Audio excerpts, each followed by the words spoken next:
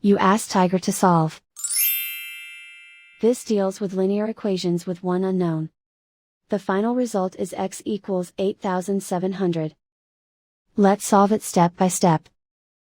Group all constants on the right side of the equation.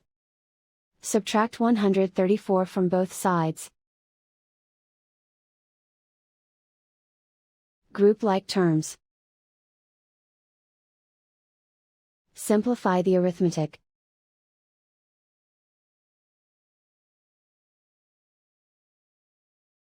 Isolate the x. Multiply both sides by inverse fraction 100 over -1. Group like terms. Multiply the coefficients.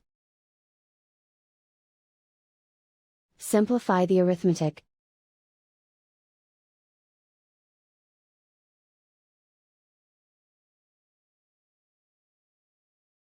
And so the final result is x equals 8,700.